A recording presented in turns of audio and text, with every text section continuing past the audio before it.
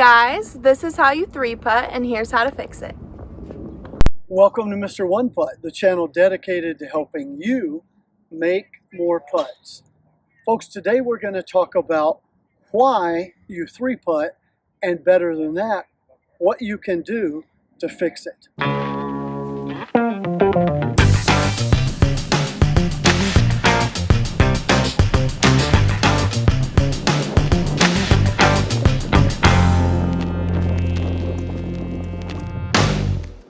When you 3-putt, 90%, probably 99% of the time, it's due to poor speed and distance control.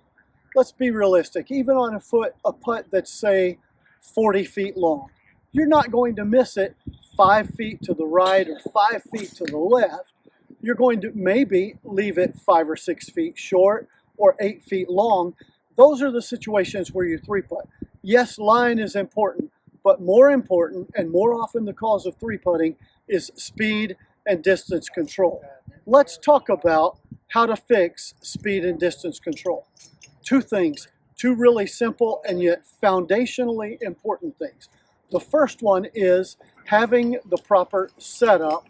You cannot control speed and distance without the proper setup. That means you set up to putt, the ball is in the same position in your putting stance every single time. Doesn't matter the length of the putt, your feet are the same distance apart, the ball is in the same position. That gets you striking the ball pure and getting it rolling consistently.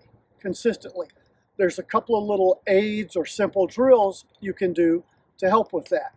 The first one is the Carsley or the Reimer swing trainer from Carsley Golf. I'll put a link below to a review of the Reimer swing trainer from Carsley Golf and how you can get that and use it. That will help you. What it really does is it's just a setup tool, has a position for your right foot, position for your left foot, a position for the ball, so that you get the same ball position and same setup every time over and over and over. That's handy. Review of it down below. Here's a drill or a technique that you can use to make certain that you're setting up in the same position every time. So what you're looking at here is my putting setup. You don't need a fancy gadget or device. You certainly can use one, and they're helpful. But I put 3 tees in the ground. This is where my back foot goes, my front foot about there, then the ball. And you'll notice for me, the ball is a little bit behind center. Reason for that is when I put about 70% of my weight on my right foot. And the fact is that the bottom of this putting arc is at the center point of the weight. So for me, because 70% of my weight is on the right foot or my back foot, then the bottom of my arc, just the physics of things, is going to be about here, towards the back. And what you want to do is you want to strike the ball just forward of your low point so that I'm not lifting with my hands or hitting down on the ball. I'm striking the ball in a way that gets it rolling. The putter face is moving slightly upwards at that point. So I take that setup, and that's the same. And I practice with those tees there. I know that's my putting setup. When I'm playing golf and I walk out onto a green, I can see this setup inside my brain when I set up over the ball, so that I know I'm set up properly. I know that I'm going to take the putter back and that this putter face is going to be moving slightly upwards when I strike the ball, and that's what makes the ball roll end over end. So the ball's just a little bit behind the center because about 3/4 of the way is like here is the bottom of my swing arc. So by the time I get to the ball, it's coming upwards a little bit.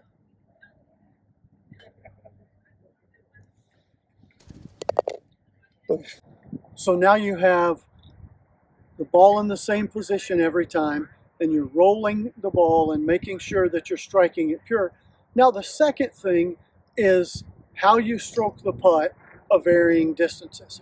A lot of people say that you should accelerate through the ball, and you can do that. I don't think that's the best way to do it.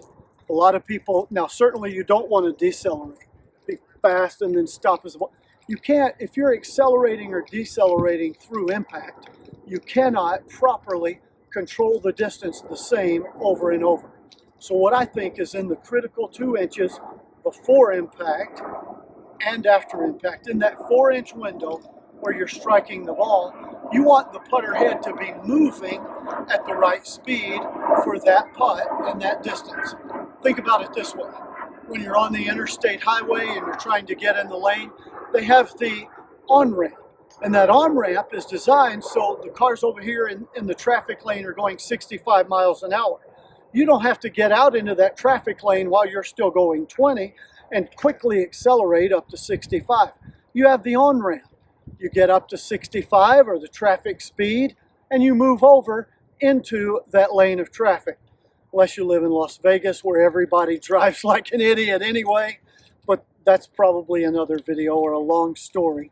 What you should do, the proper way to merge in traffic, get up to the speed, then get in the lane so that your driving is not herky-jerky. You're not speeding up and then slamming on the brakes so that you don't hit the car in front of you. You're not getting over at too slow a speed so the car behind you has to slam on their brakes. So you focus in practicing your putting on at the impact zone, 2 inches before the ball, 2 inches after the ball. I want to be going consistent speed. What you do before that, after that doesn't matter.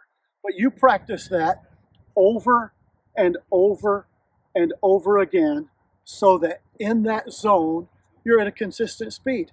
And then you go out on the practice green and you work on it at putts of varying distances. And you have that proper speed in this window.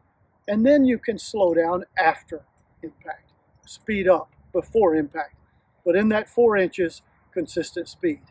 If you'll do those 2 things, set up with the ball in the same position over and over and over again, every single time, no matter the length of the putt, and if you'll work on having the proper speed just before and just after impact, then you'll be able to consistently roll the ball true, control the speed and the distance, and that'll help you make a lot more putts. Go out and try this drill. Put your comments below. Other things you'd like help with, or products you'd like to see reviewed, make a comment on those below as well. Always, of course, give us a thumb up. That helps the channel. Subscribe, then you'll be notified anytime we do a new product review or a putting tip. And as always, here's to you making more putts.